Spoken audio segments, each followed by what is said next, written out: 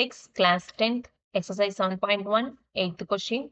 The radius of a sphere increases by 25%. Find the percentage increases in its surface area. ஒரு கோளத்தின் ஆரம் 25% அதிகரிக்கும் போது அதிகமாகும் புறப்பரப்பின் சதவீதம் காண்க அப்படின்னு கொஸ்டின் கேட்டிருக்காங்க. ஒரு கோளத்தோட ஆரம் 25% இன்க்ரீஸ் ஆகுறப்ப அதோட டோட்டல் சர்ஃபேஸ் ஏரியா, அதாவது புறப்பரப்போட அதிகமாகிற சதவீதம் எவ்வளோ அப்படின்னு கொஸ்டின் கேட்டாங்க. ஓகேவா? ஃபர்ஸ்ட் இங்க ஆரத்தை ஆர்னு டினோட் பண்றோம்.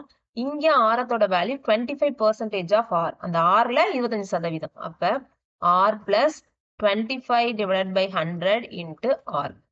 ஆரை காமனா வெளில எடுக்கலாமா? 1 பிளஸ் 25 பை 100 கேன்சல் பண்ணா 1 பை 4. அப்ப ஆர் 1 பிளஸ் 1 பை 4. இதை சிம்பிளிஃபை பண்ணா 5 பை 4 ஆர். அப்ப 25% ஆஃப் ஆரோட வேல்யூ என்ன? 5 by 4 ஆர். கிளியரா? நெக்ஸ்ட் இங்க வந்து புறப்பரப்போட இதுதான் கண்டுபிடிக்க சொல்லியிருக்காங்க. அப்ப இதை SA1, இதை SA2 அப்படின்னு எடுத்துக்கலாம். Formula 4 by r squared. இதோட ஃபார்முலாவும் 4 பை ஆர் ஸ்கொயர்ட். ஆனா இங்க ஆரோட வேல்யூ வந்து என்ன? 5 by 4 ஆரா? அதை சப்ஸ்டிட் பண்ணலாமா? அப்ப 4 by 5 by 4 r whole square. இதை எக்ஸ்பிளைன் பண்ணுங்க. 4 பை 5 by 4 ஆர் ஸ்கொயர். அப்ப என்னவாகும்? 4 பை 25 by 16 ஆர் ஸ்கொயர் எழுதலாமா? அதை இப்படி எழுதலாமா? 25 by 16 4 பை ஆர் ஸ்கொயர். ஓகேவா?